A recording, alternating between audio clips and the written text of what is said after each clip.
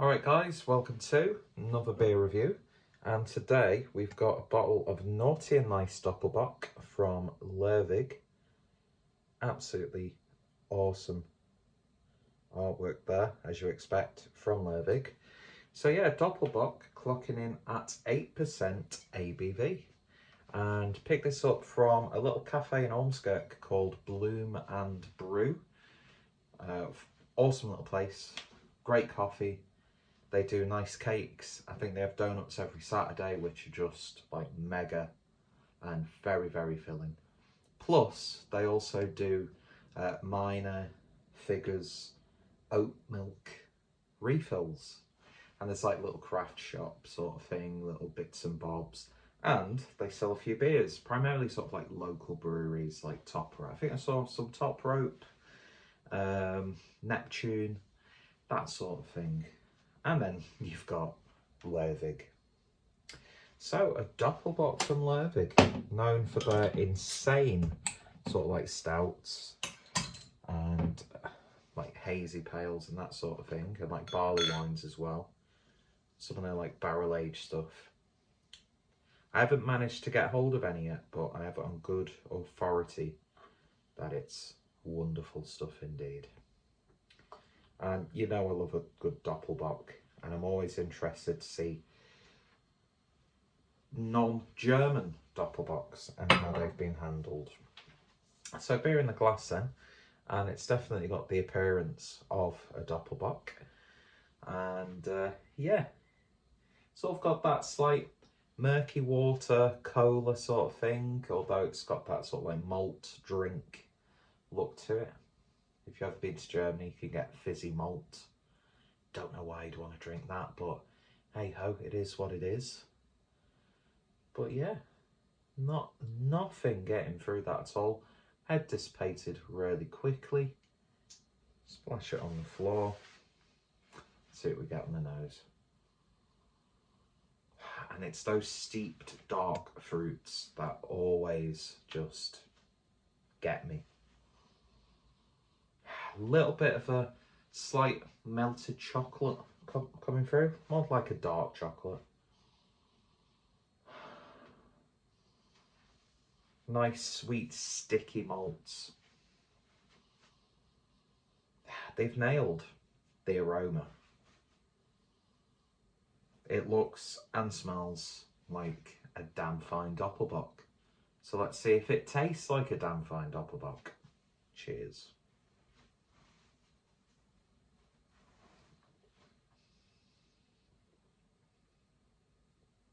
When it does. Oh yeah, that's... I've not had a Doppelbock for such a long time, and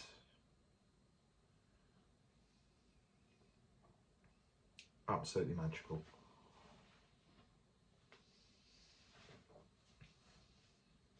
Oh yeah. Beautiful, malty, slightly bready flavour coming through. You're getting those dark fruits there, like, you know, like steeped plums, figs, raisins.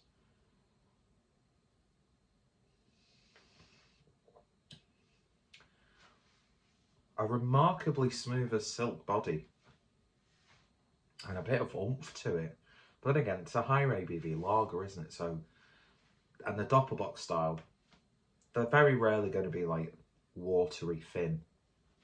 But this, beautiful texture to the beer. Nice bitterness on the back end. Almost has something a little bit different, although I suppose not too far removed from a Doppelbock when you really think about it. But I'm getting a little bit of a Baltic porter sort of character. Ridiculously drinkable for an 8% Baltic porter. Now I'm calling it a Baltic porter. Doppelbock. It just tastes authentic. It really, really does. But then again, Doppelbocks tend to be like a set style, don't they? So there's nothing really you could alter too much unless you're making like a purposely insert a word than Doppelbock. Do you know what I mean? Like a Weizenbock, Rauchbock, Hellersbock, Maibock, that sort of thing. But no, this is just like an honest to goodness great example of the style. It throws me into that. It's actually a little bit of a depression because I don't pick up Doppelbocks as much as I used to, and I really do need to just sack off buying like hazy pales and IPAs for a little bit. Do yourself a good German beer order. Maybe potentially throw some of the newer German craft stuff in there as well. Although a lot of the places you buy beers from, you don't really tend to see. You do obviously see traditional and craft, but it's usually like those heavy hitters that everyone has that always make their way to the UK. Nothing wrong with that though, because even like one of the lowest regarded traditional German brewed beers is going to taste absolutely mega. But you know, it's getting me wanting to try and pick up some Maximator, wanted me to pick up some Welterberger Kloster Assambock, which to me is just the best Doppelbock of all time. Just a beautiful, beautiful beer. I want the Salvatore and any Ator beers. But it stands tall with those examples. It really, really does. They've done a wonderful, wonderful job. And if you were to have just been poured this, or given it, because someone's got you a drink at like a tap room or a bar, you'd think that they've got like an authentic German Doppelbock on tap. You really, really would. And to be honest, I don't really think I've had too many bad attempts at a Doppelbock that weren't German. Do you know what I mean? The UK, some breweries knock out some fantastic ones. I can't really think of too many examples off the top of my head. But, yeah. I say all this as if I'm like a... What's the word?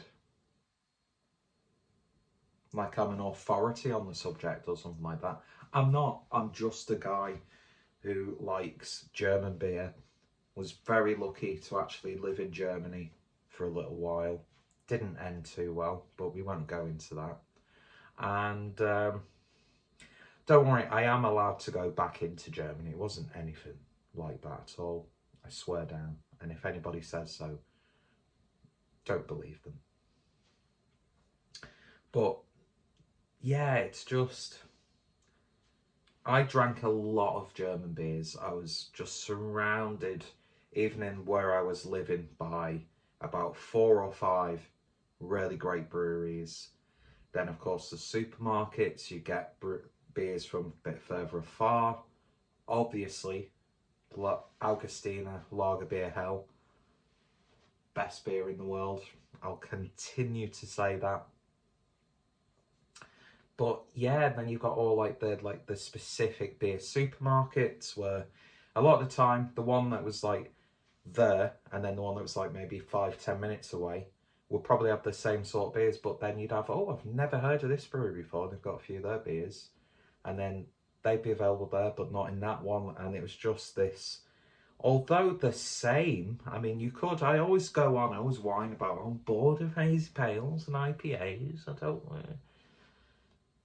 But I was surrounded by just the same sort of beer styles for a long time, but I was loving it, absolutely loving it. And yeah, Lervig done a fantastic job with this. And I'm amazed that I managed to pick this up from a little cafe in Ormskirk, which is really nice, Bloom and Brew. I would highly recommend you guys go. It's dog friendly as well, so that's always a plus. I don't know. Anyway, if you've tried this, then let me know your thoughts, opinions down below. What's some of your favourite Doppelbocks?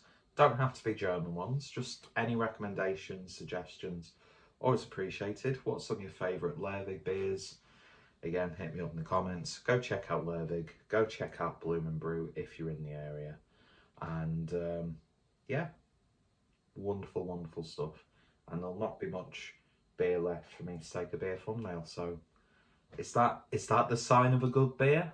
Who knows? And am I drinking this a little bit too quickly, considering it's my first beer at just gone 12 o'clock and it's a 8% Doppelbock and I'm not really eating anything today? Probably, but it's my day off.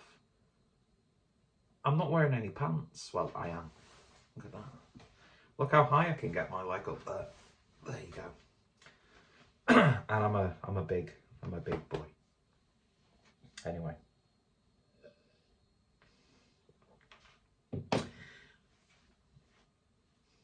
We'll end that beer on a slightly homoerotic note. But yeah, cheers for watching. You'll take care. Stay safe. And I'll see you guys later.